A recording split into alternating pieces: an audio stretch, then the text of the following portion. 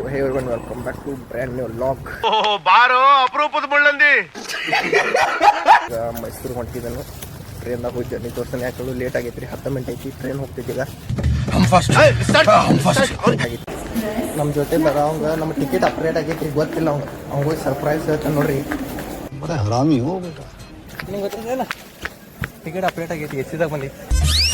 ನಗು ಬರ್ಲಿಲ್ವಾ? ಇಲ್ಲಿದ್ರೆ ಹೊಡ್ಕೊಂಡ್ ಬಂದು ಸಾಕತ್ ನೋಡ್ರಿ. ಅಣ್ಣ ನನ್ನ ಕೈಲಿ ಆಯ್ತಾ ಇಲ್ಲ.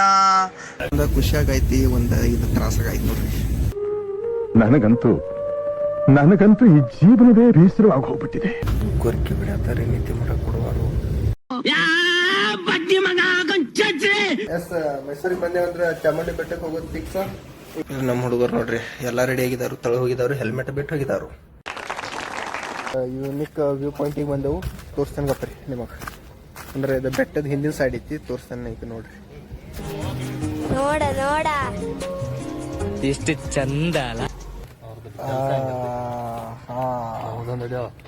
ವೇಣುಗೋಪಾಲ ಸ್ವಾಮಿ ಟೆಂಪಲ್ಗೆ ಬಂದೇನು. ಮುಖ ಏನು ಕೇಳಬೇಡ್ರಿ, ಬಿಸಿಲು ಸಂಬಂಧ ಎಲ್ಲ ರಾಡಿ ಐತಿ. ಮುಖ ಬೆಟ್ರಿ ಕಾಂಟೆಂಟ್ ಅಂತ ಹೇಳ್ತೀನಿ ನಾನು. ಏನಂದೆ ಇನ್ನೊಂದ್ಸಲ. ಮುಖ ಬೆಟ್ರಿ ಕಾಂಟೆಂಟ್. ಯಾರು ಇವನು? ಇವನೇ ಸುಂದ್ರ.